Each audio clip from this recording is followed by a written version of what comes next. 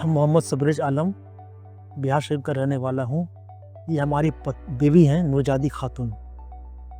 1 साल पहले इनका बच्चा डिलीवरी हुआ बड़े ऑपरेशन से। उसके कुछ दिनों के बाद से इनका हीमोग्लोबिन डाउन होना शुरू हो गया। मुझे मालूम पड़ा मेदांता हॉस्पिटल के बारे में।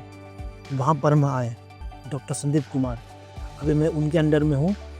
वहाँ पर इन्होंने कुछ एग्जामिन किया, चेकअप किया, नतीजा ये पाया कि इनके आंत में ट्यूमर है। डॉक्टर ने हमें बताया कि इनका ऑपरेशन हम करेंगे रोबोटिक के ज़रिए।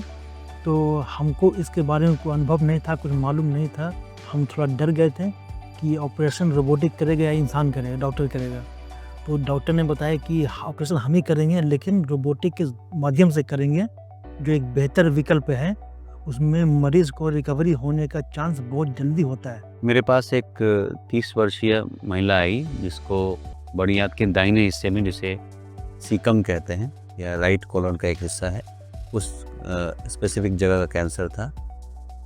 क्योंकि महिला की उम्र कम थी और ये जो ट्यूमर था ऑपरेबल था, मेदांता हॉस्पिटल में लेप्रोस्कोपिक सर्जरी और रोबोटिक सर्जरी दोनों की सुविधा है। तो हमने रोबोटिक सर्जरी का चयन इसलिए किया क्योंकि ये एक आधुनिकतम विधि है।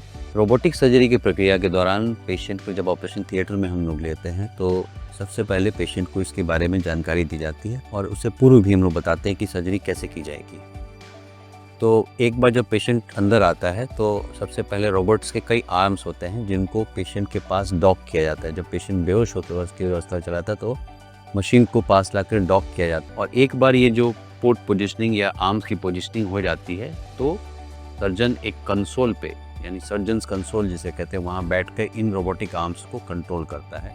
और जो भी मूवमेंट सर्जन का आर्म कर रहा होता है सर्जिकल कंसोल पे, उसी को ये जो रोबोटिक आर्म्स हैं वो मैनिपुलेट करते हैं। इस प्रक्रिया के दौरान जो ब्लीडिंग है वो ऑपरेशन के दौरान बहुत कम होता है और इसका मुख्य कारण यह है कि ये मैग्नीफाइड व्यू होती है, यानी जो हम लोग देख रहे होते हैं वो 10x टाइम मैग्नीफाइड होता है, तो ऑपरेशन ज़्यादा सटीक तौर पे किया जा सकता है। इस महिला में भी हमने रोबोटिक सर्जरी का इस्तेमाल किया और पेशेंट की रिकवरी बहुत फास्ट हुई और पेनलेस रिकवरी हुई।